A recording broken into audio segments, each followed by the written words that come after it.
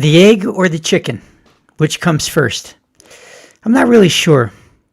But when it comes to a belief in God and the Jesus story, I think a willingness to believe comes first. Let's call that state of willingness faith.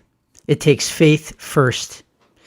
I often joke that my own journey is less like a Christian revival meeting, complete with a thunderbolt moment of being saved, and more like an avocado tree, which is mostly just twigs and a dangling leaf or two for a good long time.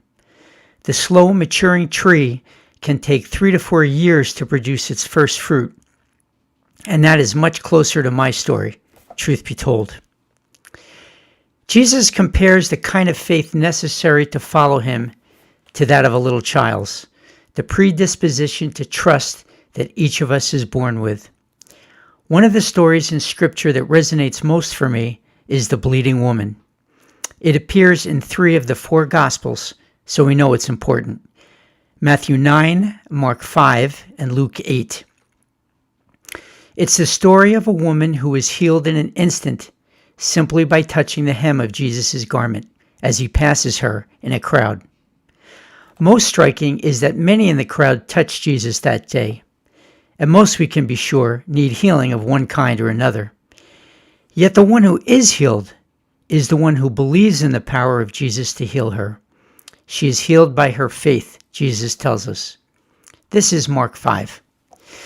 A large crowd followed and pressed around him. And a woman was there who had been subject to bleeding for 12 years. She had suffered a great deal under the care of many doctors and had spent all she had. Yet instead of getting better, she grew worse. When she heard about Jesus, she came up behind him in the crowd and touched his cloak, because she thought, if I just touch his clothes, I will be healed. Immediately, her bleeding stopped, and she felt in her body that she was freed from her suffering. At once, Jesus realized that power had gone out from him. He turned around in the crowd and asked, "Who touched my clothes?" "You see the people crowding against you," his disciples answered, "and yet you ask, 'Who touched me?'" But Jesus kept looking around to see who had done it. Then the woman, knowing what had happened to her, came and fell at his feet, trembling with fear, and told him the whole truth. He said to her, "Daughter, your faith has healed you. Go in peace and be freed from your suffering." The story of the man with the withered hand also comes to mind. This scripture concerns the new priorities Jesus is teaching, namely, that caring for each other supersedes religious rules and requirements. In this story, the man with the crippled hand pleads to Jesus for healing. It's the Sabbath day when religious rules strictly prohibit all forms of labor. Yet Jesus ignores the rules and goes to work. While those eager to condemn him looks on, he asks the crippled man for the impossible, to stretch out his hand.